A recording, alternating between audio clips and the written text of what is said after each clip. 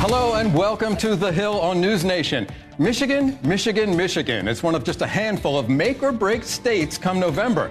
And that is where President Biden is right now, wooing a key voting bloc, even as he faces protests from some former supporters in the Great Lakes state. And it's all there in black and white. In just 2 days, Biden faces his first head-to-head ballot challenge. His name will appear on the ballot in South Carolina, not as a write-in this time, but alongside challenger Dean Phillips. This as Phillips fights his own party in states like Wisconsin, where officials won't allow his name to even appear on the ballot. In just moments, we'll speak to Phillips himself about his fight to unseat the sitting president of his own party.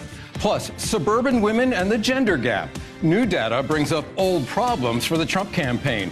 Can the former president make up ground with this vital voting bloc? And is the fate of Boeing 737 MAX still up in the air? New claims that the planes are not safe. So what is the government doing about it? Thanks for being with us here on The Hill. I'm Mike Vaquera, sitting in today for Blake Berman. I'm joined today by Amisha Cross, Democratic strategist and Obama campaign advisor. Mick Mulvaney, former Trump White House chief of staff, and he is, of course, a NewsNation contributor. Ashley Davis, former George W. Bush White House official and employee number one at the Department of Homeland Security, and Ford O'Connell, former Trump campaign surrogate. On The Hill right now on NewsNation starts right now.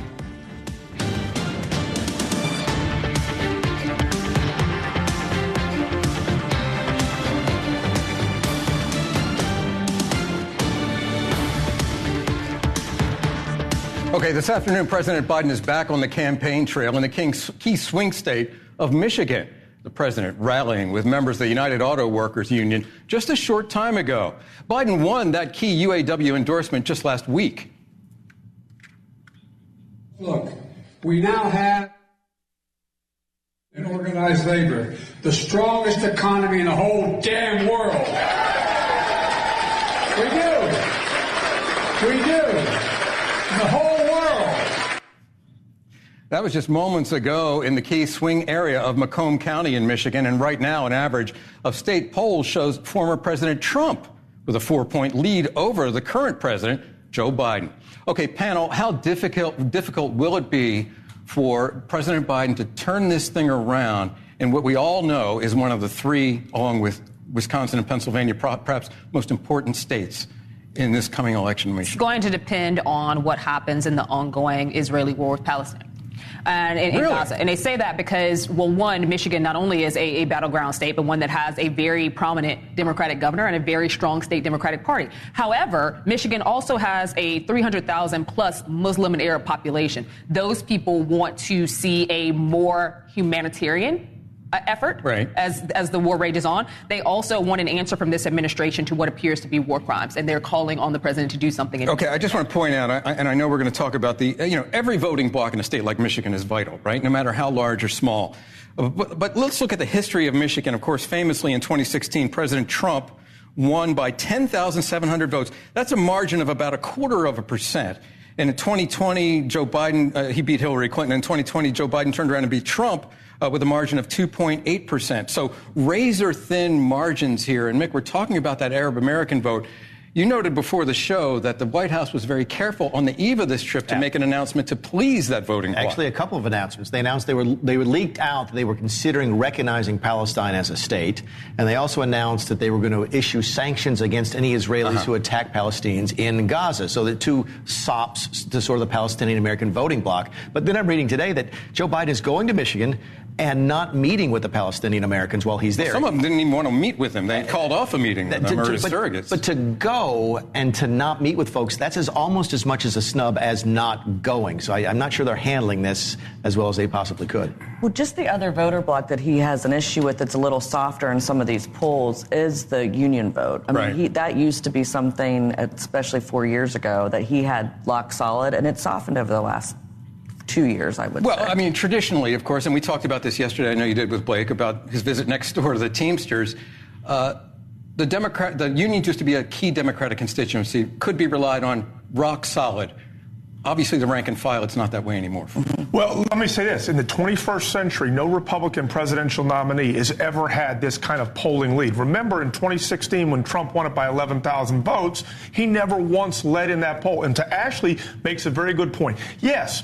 Okay, Biden did get the UAW endorsement. Sean Fain cut a backdoor deal. That's the president of UAW, because when you look at exactly why the UAW struck against Ford, GM, and Stellantis, is because of Biden's policies, his push for electric vehicles, and his war on American energy. We're actually going to eliminate their jobs over time. So right now, Biden's got an uphill battle in Michigan because his economy and his policies are killing Michigan. Okay, well, I mean, he's been there 4 times in the last 2 years, 2 times in the last 2 months, I believe. Once, well, I guess it was a little bit earlier in the fall last year to walk that picket line, becoming the first president ever to walk the picket line. So obviously the White House recognizes how important that is. Okay, from Michigan, we turn now to the Middle East. Of course, it's related. We're talking about the war in the Middle East and how it's affecting voters in Michigan. President Biden's response to the attack that killed 3 American soldiers looms over the region right now on pins and needles. Today, there are reports that response will take place over weeks, perhaps even months, risking widening the conflict and drawing the U.S. deeper into something that the president has been trying to avoid. He said it time and time again. So with us now is Republican Representative Brad Wenstrup of Ohio. He is a member of the House Permanent Select Committee on Intelligence. Congressman, thanks very much for joining us. On Tuesday, President Biden said he had decided on how to respond, and now we're seeing reports that this could be a longer campaign. One report says even 2 months. I'm wondering how you react to that, and do you think the Biden administration is taking too long now to respond to something that happened over the weekend? Yeah, well, I do think it's too long, and it's been too long for a while. If you look at the attacks that have taken place since October 7th on U.S. interests, U.S. military, 160 times, what are we waiting for? When you know that it is Iran that is behind these militias, behind Hamas, Hezbollah, and Houthis, they're funding them. They're providing the training. They're providing dollars and the weapons as well. So this has gone on for some time. And I'll take it back even further, to be honest with you. This is since 1979. I mean, Iran is not going to change as long as it has its current regime. I don't understand why, even under the Obama administration and the Biden administration, there were efforts in many ways to appease. You have to act swiftly if you're going to deter. Look, under the Trump administration, we took out Soleimani. I heard some people in Democrat circles, especially higher up, say we shouldn't have done that. It made them mad. Well, haven't they made us mad since 1979? This has been going on forever. So you got to act swiftly when you do this. I serve in the military. You want to be a deterrent, you got to make sure they know that something's going to happen. And just playing whack-a-mole or something like that with drones doesn't send the message that needs to be heard, because this has been going on for decades. All right, well, let me ask you about that, Congressman.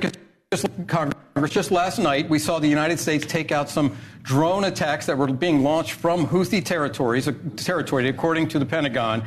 So it just seems as though the more we lob those tomahawks, the more we attack the Houthi sites, the launch sites with drones, it doesn't seem to be helping. As a matter of fact, it seems to be playing into Houthi hands.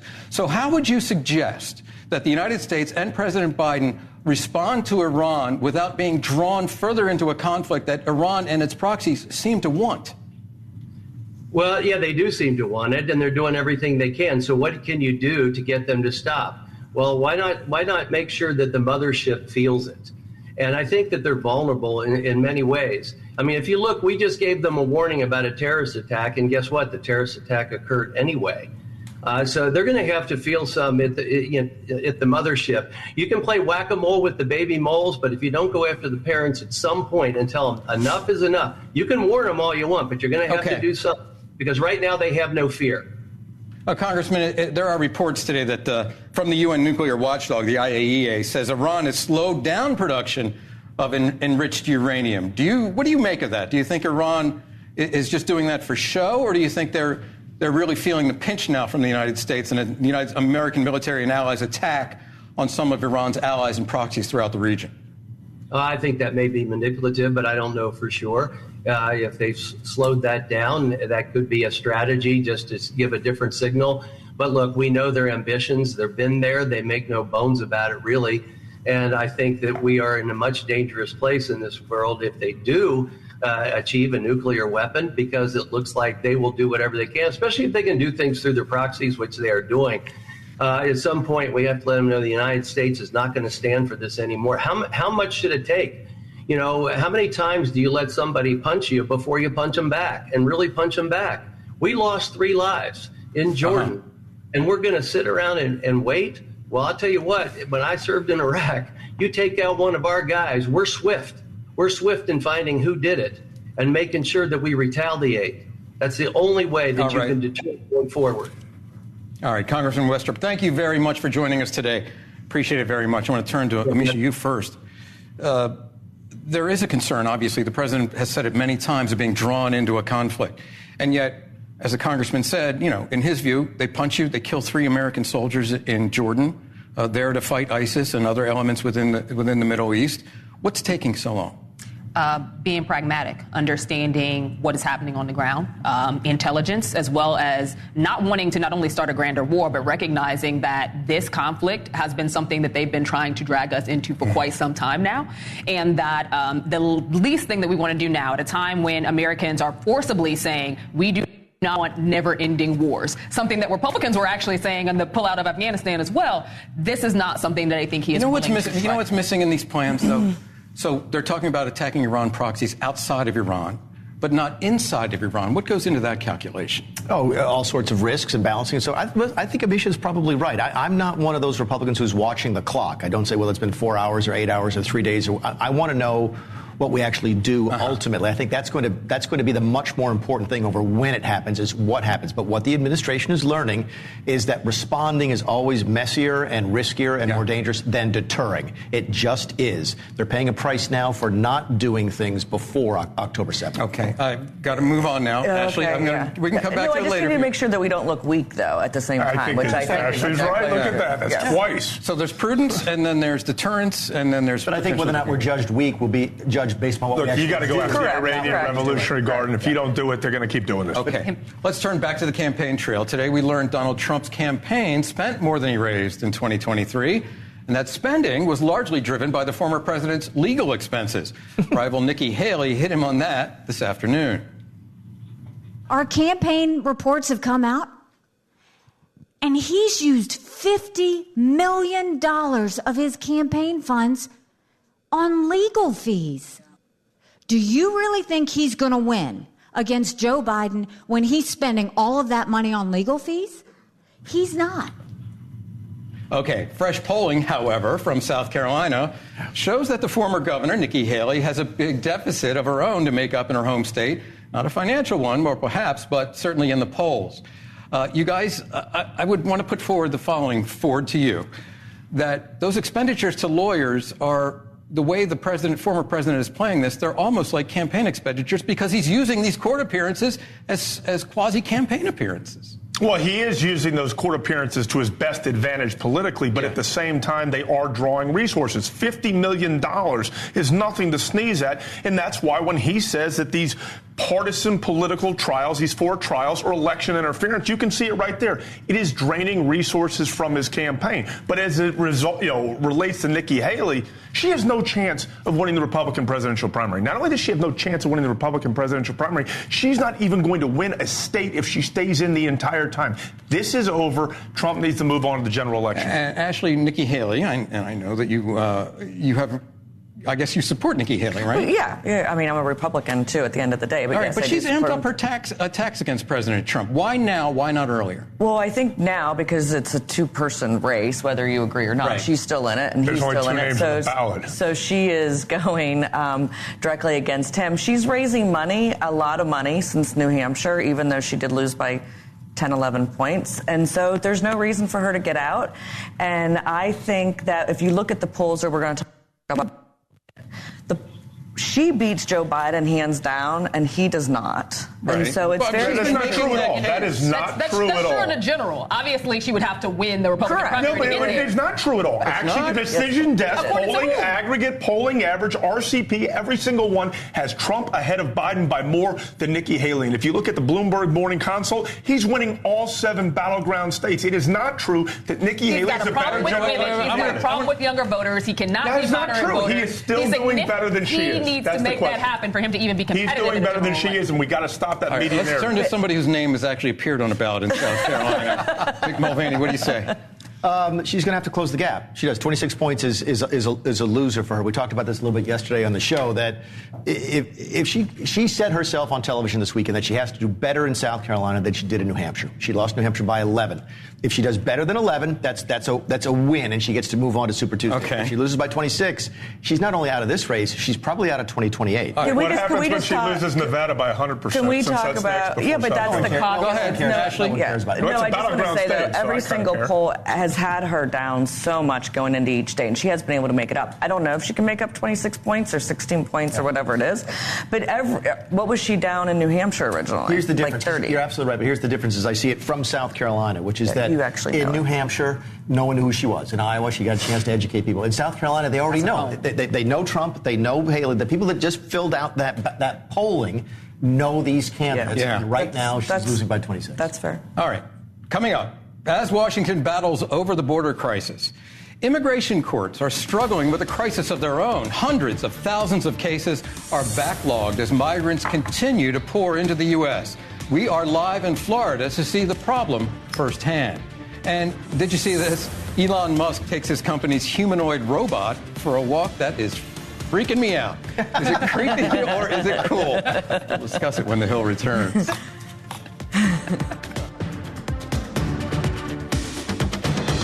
Welcome back. As the standoff between the state of Texas and the federal government continues, Florida Governor Ron DeSantis is now vowing to help. DeSantis announced today that up to 1,000 Florida National and State Guard troops will be deployed.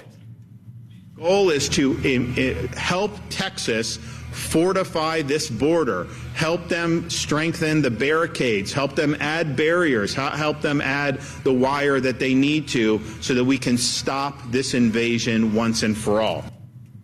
As migrants pour across the border, the backlog of immigration cases is growing by the day, with the Sunshine State leading the nation. NewsNation senior national correspondent Brian Enton is live in Miramar, Florida, with more on this problem. Brian, you've been getting a firsthand look at what seems to be an impossible situation.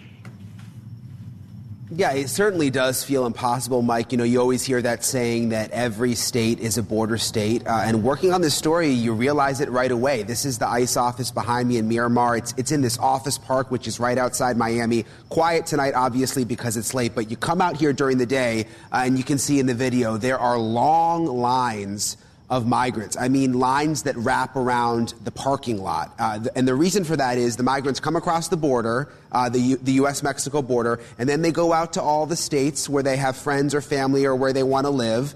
The ones who come here to Florida, they're told then to come to these offices and check in, that they have appointments to check in. But the problem we found is when many of the migrants show up, Mike, there's no appointment. They're not even in the system. They're told they have an appointment, but the system is so backlogged, they find out that they don't even exist in the system and they're just turned away. And the same situation is happening at the immigration courthouses.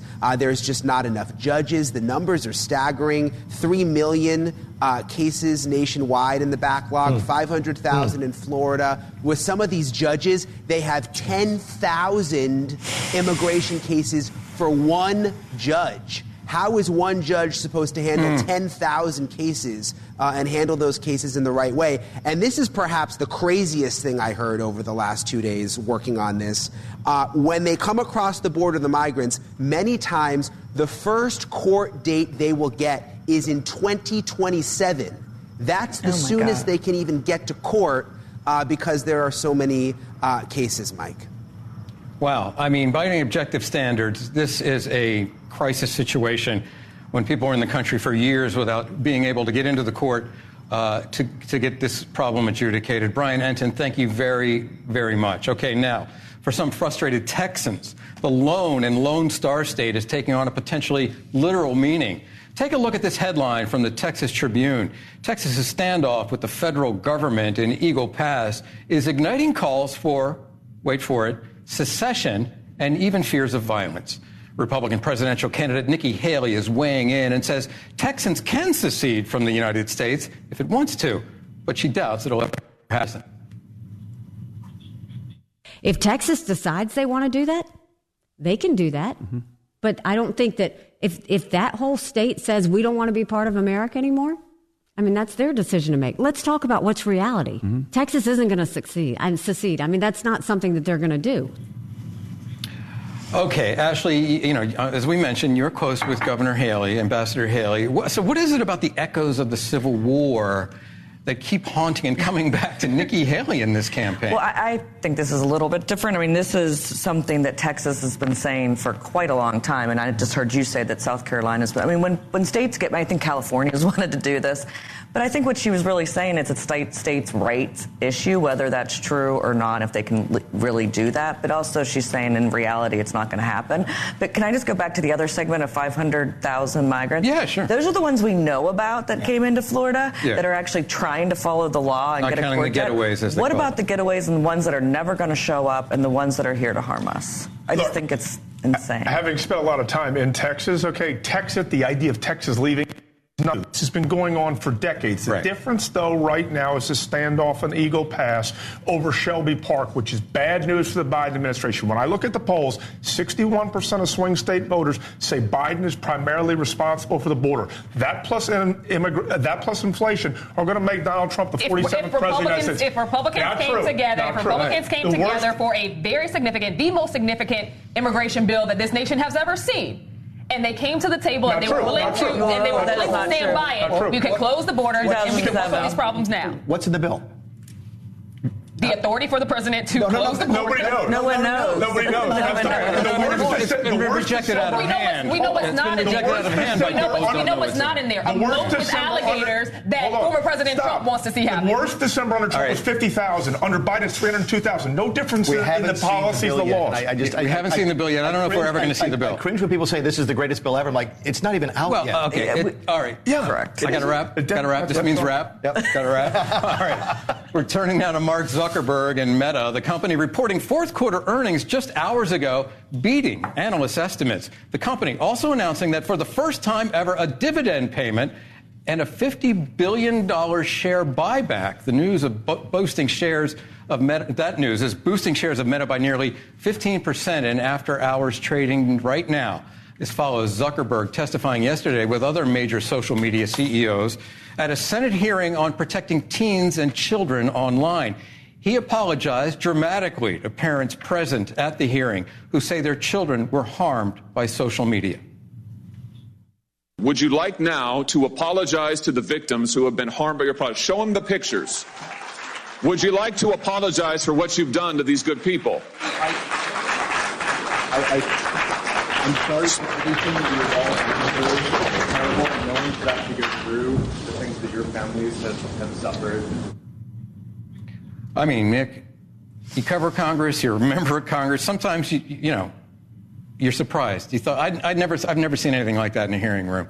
Neither have I. But it's also the second day in a row we're playing it, which means that this is the type of thing that people are. I wasn't here last night. No.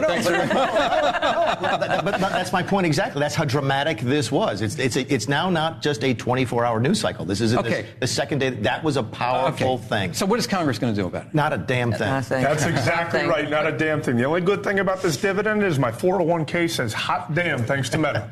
All right. Did you see this? Elon Musk, speaking of billionaires, taking to his social media platform X to share the latest development from Tesla's humanoid robot Optimus. Now walk. The advancement of artificial intelligence and robotics has been received with mixed reviews, but Musk remains optimistic. I think the mission effectively does somewhat broaden with the advent of Optimus making the future awesome. I think Optimus is going to be incredible in like 5 years, 10 years, like mind-blowing. All right, Optimus, the Transformer, Optimus Prime. I got kids. I know all about this stuff. According to Tesla, the robot is meant to perform tasks that are unsafe, repetitive, or boring. Panel, okay. I'm supposed to ask you. Any room for robots in Congress? I mean, he walks like a robot with rheumatoid arthritis. But I feel like Congress, well, not Congress, but there are people in state houses who are already using AI to do their jobs. If there was an opportunity, I don't think that, considering that Congress isn't doing much these days anyway, would it be horrible to have a robot in Congress? All right. Anyone? No, if that thing can do my laundry or cook, I'm all for it. There you go. By the way, and that's a really good point, because what you're going to see, one of the reasons this is such a tremendous opportunity is that a lot of the Western world, a lot of the developed world doesn't have enough people. Okay? They're going to be looking for ways to So that ties into a lot of it. And then how long until the robots control the people? Jobs. Yeah. Like that was always, I always thought it was crazy that robots, like people would say, oh, robots are going to replace people. Yeah. Thanks to Elon Musk, that might happen. All right. There's still much more ahead on the Hill, including the Democratic presidential nomination. Dean Phillips is challenging President Obama, but faces a fight just to get on the ballot in some states. How long will he stay in the race? I'll talk to him live after the break. Plus, maximum scrutiny. Boeing faces major safety issues after a door plug ripped off mid-flight last month. Is the government doing enough? And why former Boeing engineers say they wouldn't even get on a MAX airplane. That's next. For the first time, President Biden will face a challenger whose name will be printed on the same ballot as they face off in this weekend's South Carolina Democratic primary. He is Minnesota Congressman Dean Phillips, who's challenging Biden for the Democratic Party nomination. And he joins us now live. Congressman, thank you very much for joining us off the campaign trail. Let me hit you right off the bat here. You have voted with the president and the Democratic Party as a member of the House the vast majority of the time. So why are you running against him? Well, Mike, thanks for having me, first of all. And I'm running against him because the country is very clear right now. It's time to turn the page. People recognize that we have two leaders of the past. And look, I think Joe Biden's a good man and has done a nice job. I think Donald Trump is a dangerous man. That's the truth. But I'll tell you, it is time for a uniter-in-chief. Our country is being pulled apart at the seams. You just had a segment about Texas and secession. We have chaos and dysfunction in the House. We need leadership, a new generation. I think it's time for change. I'm hearing that all around the country. I love my Republican brothers and sisters and my Democratic brothers and sisters, Mike. And you know what? Competition is required in democracy. We cannot have coronations. And that's why I'm in this race. I think it's time for a new generation, and we got to do better. And that's what I'm trying to bring. Okay, I think your critics would say you're talking about turning the page, but you're not talking about turning the page to the next chapter. They would say that you are weakening the current president and you risk turning the page back to 2017 to 2021 and a Trump presidency. How would you respond to that? Yeah. Well, I would respond with the facts, which is just the opposite. The Democratic National Committee right now seems to want a reprise of 2016. We know this is the weakest incumbent president in modern history. Just today, CNN published January approval numbers from every president going back to Truman. The lowest in history right now is Joe Biden. He's losing in the battleground states. And I'm telling you, I'm not going to sit down and be quiet when I see a train wreck happening. The only reason I'm in this business, Mike, is in 2016, the morning after that terrible election, my daughters were sitting at the breakfast table with me. I saw fear in their eyes. I promised them I would do something. I'm not going to be quiet no matter what my party says right now, because they are sleepwalking into disaster. And that's why. And by the way, yes, I voted a lot with my party, but I'm also the second most bipartisan member of the entire Congress. And I've got some bold plans to reduce costs and end the chaos at our southern border, in our cities, and around the world. It's time for peacemaking, not war making. It's time for a new generation to tackle incoming problems. And I'm just afraid that men in their 80s are not ready to deal with. So it's an age issue, but beside the age issue, what would you do different than the current Democratic president, the leader of your party? Let me start with my boldest proposition, something called American Dream Accounts. The federal government would endow a $5,000 investment account for every baby born in America, 3.5 million a year or so. It would grow over time. We would embed financial management and entrepreneurship in high schools and elementary schools. Kids would have an app on their phone to track their investments. It would compound at about 10% a year. The S&P has done that for 30 years. And as an incentive to graduate high school and stay on a good path, that money would become yours. Young people would start their lives with $20,000 to $25,000, everybody could become an owner of this economy, a down payment in a house, that kind of thing. And it complements Social Security, which is for the end of your career. We need to invest in kids, pre-K education, healthcare, housing, and no debt education, because we're burdening young people in this country that cannot get out from the weight of crushing debt. And that's not the American dream that I knew and that you knew. Okay, I covered the Clinton administration. That's very Clinton-esque in a way, kind of small bore policy proposal. Let me ask you about a bigger issue. What would you do about the border? Well, I've been there. First of all, Mike, it is an unmitigated, embarrassing, horrifying disaster. It's a human crisis. It is a national security crisis, and now becoming a constitutional crisis. It is a failure of multiple administrations. What would I do? Would you crack down on here's what I would do. seekers? First of all, Mike, here's what I would do. I would change our asylum policy. Right now, we are providing the very incentive for migrants to cross the border that we have to change. We should be forcing asylum cases to be filed in your country of origin, your home country, at one of our consulates or one of our embassies. We would adjudicate the case there and then bring you to America if you qualify. But we are incentivizing people to make that arduous journey, spend their life savings of $10,000 or so per person with Mexican cartels, dumping them in the streets of El Paso, no way to work, don't know the language, and no money in their pockets, and then being shipped to cities around this country. It's a disaster. It's frankly bad leadership. Bad leadership. And that's what we got to change. Congressman, I'm going to ask you a question, and this will be the last question.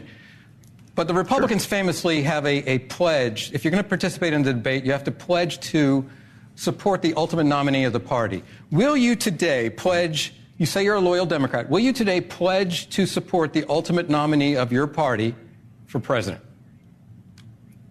Assuming Donald Trump is going to be the GOP nominee, which is becoming more clear by the day, the absolute answer is yes. But I think it's important to have competition in the meantime. I would invite and, frankly, demand that my party have a thoughtful competition. It should be more than just me and President Biden and Marianne Williamson. We should have other next-generation potential leaders having debates, having town halls, energizing America, end the apathy. Instead, they want a coronation that's dangerous. But, of course, I'm going to support whomever is best positioned to defeat Donald Trump, because I do think it is existential for democracy, and that is it's an imperative for all of us to practice democracy at a time like this. All right, so the answer is yes. All right, thank you for your time. I guess South Carolinians will see you on the ballot in just 2 days' time on Saturday. Thank you. Thank you, Mike. All right. I'm going to turn to Amisha. What do you think? Dave Phillips. Do you buy the argument, though, that competition is essential for democracy? Yes, but he's not competition. This is a man who is polling at less than 4% in South Carolina. He just had an event in Columbia where literally 12 people showed up. There's more people at my dinner table than that. The things that he routed off, universal pre-K, lowering the cost of higher education. All of the things that he listed off in that package were literally the Build Back Better agenda. So a lot of this is things that Biden already ran on, things that he's talked about consistently. He's not bringing forth a new ideology or anything of that sort. The only thing he stands to do here, and it's not to siphon votes, is to try to get some name recognition. Because before he threw his name out there to run for president, nobody knew who the heck he was. So he's the Democratic version of Vivek Ramaswamy, is what you say? Well, he makes a good point, but I think what he's talking about is how weak Mick and I have discussed how weak Joe Biden is as a general educator. He is the weakest person. This is a man who's polling at 3%. He is the man. I'm just saying, he's making a point that no other Democrat wants to say out loud, and he's wealthy enough to actually be able to make the point without it hurting him in the future of the party. Well, yeah, because he's funding his own campaign because he can't get any donors. All right, I want to go back to the South Carolinian here. So, I didn't serve with Dean Phillips, so I don't know him personally. I saw that's very impressive. That was nice. That was a good presentation from a candidate. Talking about my questioning or his? No, both, the whole thing. I like the baby IRA. This is a good conversation to have. But Cory Booker started the baby IRA conversation, by the way. Again, he's lifting a lot of ideas from other people. But it sounds a lot better when he says Every time people stop me on the street, in airplanes, whatever, I can't believe that Donald Trump and Joe Biden is the best we can get. I'm like, well, you have a choice. And the Democrats are choosing not to go with that, and the Republicans are choosing to go with Donald Trump. That's how it works. All right, coming up. Nikki Haley is back out on the trail today, trying to make up ground in her home state of South Carolina as she ramps up her attacks on the frontrunner, former President Trump, who is now threatening her campaign donors. Mick Mulvaney has some inside information about how she's responding with, we're calling it Hot Mike with Mick. That's next. All right, can't wait.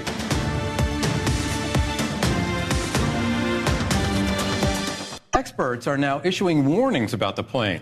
A new piece from the LA Times features interviews from former Boeing employees, including an engineer who says he would, quote, tell his family to avoid the MAX. He also says Boeing's current strategy to deal with the plane is like, quote, whack-a-mole, waiting for the next problem to pop up. Panel, the FAA cleared the plane to fly, but whack-a-mole does not sound like something you want to get on, 35,000 feet. All right, so I'm an aviation buff, and I follow the industry pretty closely. Great. So I read the story this morning, and then I go try to figure out who's saying this. And when you go do a search on the person who said he did want to fly the plane, he's also selling a book at the same time. Yes. So when you go to his website, horror of horrors. That's exactly right. So there may be a little self-promotion in this. He's also taking advantage, to Mick's point, of a lot of people's fear because, in the air, you really want to work people over, get them nervous about flying. I mean, let's be totally honest on that. But at the same time, though, Boeing has not been doing a good job reassuring people that everything's Well, I mean, let's be fair. I mean, Boeing's had some problems that aren't new. That have plagued the place, and these aren't the first people that have stepped forward, book or no book, Mick, as the aviation expert. You're aware of that. Look, they have it difficult. There's no question. But in the business we're in, I always like to know the sources of my information, and the source of this information is somebody out there trying to sell a book. I get I'm not offending Boeing. I'm just saying. So, bottom line, that makes me think twice. Is the FAA capable of addressing these problems? Yeah. Absolutely not, but that has nothing to do with Boeing. The FAA is incapable of doing anything. That's not true. I don't know. As somebody who flies, and we all fly. We fly a lot. We all do. It's pretty safe. It's very safe. I just don't trust the FAA, is all I was saying. It was not an indictment of Boeing. Based on what exactly? If you've seen the number of near air collisions we've had recently, there's a lot of things going on that the FAA needs to update to the 21st century, and it's way behind. All right, we got a timeline here. That's Boeing fair. facing maximum scrutiny. The timeline, March 2017, the FAA, they certified the MAX. Oh, they certified the MAX, right, in 2017. But then there have been problems with the MAX all along. I mean, there were major accidents in Africa and elsewhere. Listen, it's been rough for Boeing. There's no question. Their stock is struggling. United Airlines has come out and said they can't count on Boeing to deliver these airplanes anymore. But again, I'm just saying that sometime the truth is someplace in the middle. There's a lot of folks who want to frighten you into not flying this airplane and to buying their books. All right, now, Mick. Let's turn to Mick. Let's turn to our friend Mick. Didn't we just turn to Mick? Hot Mic with Mick, a new segment here on the Hill at NewsNation. You got a text from Nikki Haley's campaign today saying, in case you missed it, Donald Trump says he will permanently bar you from the MAGA camp if you support Team Haley. Send him a message. And this is coming after Trump's thread on social media that reads, on Truth Social, I should say, that reads in part, we don't want them and we will not accept them. Mick, what did you think when you got this? So when I got the text, which is about an hour and a half before the show started, I actually thought it was from Donald Trump. I thought he was sending it's a grassroots. I'm on everybody's mailing list, right? Okay. I thought this was from Trump, and South Carolina's coming up, and I thought the message to the grassroots was, I'm Donald Trump, and I'm reminding you, if you support Nikki Haley, you're out of MAGA world, okay? You don't really know it's from Nikki Haley until you click on it. This is fascinating to me, and I'm curious to know what Ashley thinks, is that this, to me, tells me she's going full never Trump. This is it. She's going for broke in this particular election. It's no longer sort of skirting the issue about attacking Donald Trump. I'm going to come to you in a second, Ashley. I want to ask Ford, what does it mean to be out of MAGA world? Basically, it means to be out of the Republican Party. Remember, today, conservatives today, populist conservatives, it is all about Donald Trump. He's controlling the messaging, he's controlling the policy, and people are willing to ride and die with Donald Trump because they believe he has unfinished business. If I were Nikki Haley and I were going to send a text, what I would have said if I want to win South Carolina is that I got endorsed by Taylor Swift because that's about the only way she's going to win South Carolina. But why did we bring the whole Taylor Swift up thing? Yeah, right. PSA, but no, Taylor Swift has not made an endorsement. Not that anyone disagrees that the former president can say things that are somewhat polarizing, and I think it gets a lot of people upset, and she raised $4 million since he sent that text just on him saying that alone. So obviously she's going to use it again to raise some money. All right, so it's fair game. It is fair game, but it's also the die is cast. It's all or nothing now. If she loses in South Carolina, she loses it all in 2024. She's probably finished in 2028 because the longer this goes on. Political suicide. The only hope she has is that the Republican Party can somehow revise itself and bring back the old Republican Party. But I will agree with Ford on this. This is the party of MAGA, and all she has done is further isolate herself. We call it MAGA. Yeah, you're giving it the European pronunciation. Whatever they are, the party of crazies. MAGA. All right. right, panel, thank you very much. Thank you, Beck. Yeah, thank you. Very fun, as always. Coming up, first it was Colorado, now Virginia could become the second state to ban legacy admissions at public universities. Is momentum growing nationwide to end this practice? I'll talk with our own Leland Vittert. He's the host of On Balance. He's coming up after the break.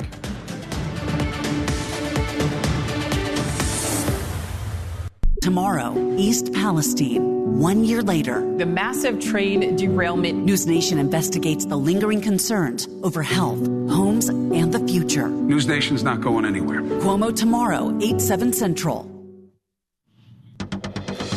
Okay, before we go, Virginia is looking to be the second state to end legacy admissions for public universities. These in the Old Dominion. The Virginia legislature is poised to pass a bill that would end preferential treatment for students related to alumni and donors.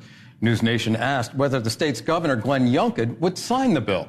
His spokesman saying, quote, "The governor will review any legislation that comes to his desk, but believes admission to Virginia's universities and colleges should be based on merit." Okay, I'm joined now by On Balance host Leland Vittert, and he joins us now to discuss it. That's a kind of a non-committal answer. Non-committal a little bit. We'll see where Glenn Youngkin's kids end up going to school.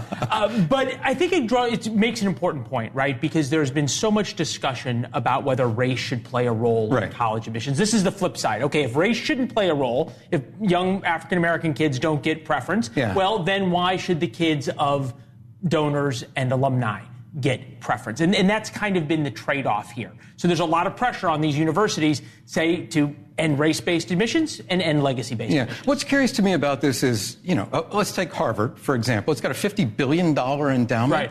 So you're giving preferential treatment to people who presumably have given a lot of money. Do they need the money? Well, first of all, the old joke about Harvard's endowment, right, is we don't need it, we just want it.